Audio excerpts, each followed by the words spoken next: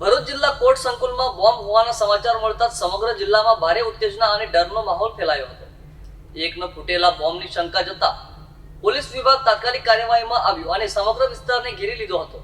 ભરૂચ કોર્ટમાં બોમ્બ હોવાની માહિતી મળતા જ સુરક્ષા એજન્સીઓમાં ખળભળાટ મચી ગયો હતો। વરિષ્ઠ જિલ્લા પોલીસ અધિકારીઓ સહિતનો મોટો કાફલો તાત્કાલિક ઘટના સ્થળે દોડી આવ્યો હતો। પરિસ્થિતિની ગંભીરતાને ધ્યાનમાં રાખી બોમ્બ ડિસ્પોઝલ સ્ક્વોડ અને ડોગ સ્ક્વોડને પણ તરત જ બોલાવવામાં આવ્યા હતા। કોર્ટ પરિસરમાં પ્રવેશ નિયંત્રિત કરી સુરક્ષા એજન્સીઓએ દરેક ખૂણાની સઘન તપાસ શરૂ કરી હતી। આ ઘટનાને લઈ કોર્ટ પરિસરમાં હાજર વકીલો અને નાગરિકોમાં થોડી ક્ષણો માટે ભય અને ચિંતા ફેલાઈ ગઈ હતી, પરંતુ લાંબી તપાસ અને પોલીસની સતર્ક કામગીરી બાદ ખુલાસો થયો છે કે આ કોઈ વાસ્તવિક ધમકી ન હતી, પરંતુ કટોકટીની પરિસ્થિતિઓનો સામનો કરવા માટે પોલીસ વિભાગ દ્વારા આયોજિત મોક ડ્રીલ હતી। મોક ડ્રીલ પૂર્ણ થયા પછી કોર્ટ સંકુલમાં હાજર લોકોએ રાહતનો શ્વાસ લીધો હતો। પોલીસ અધિકારીઓએ જણાવ્યું કે આવી ડ્રીલનો મુખ્ય હેતુ સુરક્ષા એજન્સીઓને તૈયારી, સંકલન અને તાત્કાલિક પ્રતિભાવ ક્ષમતા ચકાસવાનો હોય છે। આ સફળ મોક ડ્રીલ દ્વારા પોલીસ અને સુરક્ષા દળોની કાર્યક્ષમતા અને સજ્જતાનો પણ સારો પરિચય મળ્યો હતો।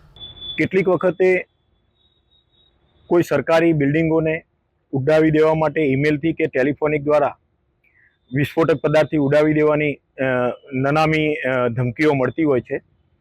તો આવા સમયે પોલીસ દ્વારા કઈ રીતે કાર્યવાહી કરવામાં આવે તે અંગે આજે ભરૂચ ડિસ્ટ્રિક્ટ કોર્ટ ખાતે એક મોક ડ્રીલનું આયોજન કરવામાં આવેલું હતું। આ મોક ડ્રીલમાં ભરૂચ જિલ્લા પોલીસની ભરૂચ શહેર એ ડિવિઝનની પોલીસ ટીમ, ભરૂચ જિલ્લા એસઓજી પોલીસ ટીમ અને ભરૂચ જિલ્લાની બીડીએસની ટીમ દ્વારા ભાગ લેવામાં આવેલો હતો। અને સાથે સાથે બીજી જે એજન્સીઓ છે, જે આવો કંઈ બનાવ બને તો તાત્કાલિક કઈ રીતે સરકારી દવાખાનાની કે ફાયર બ્રિગેડની મદદ પણ કઈ રીતે લઈ શકાય એના માટે ફાયર બ્રિગેડની ટીમને અને ડૉક્ટરી સેવાને પણ સામેલ કરવામાં આવેલ હતી।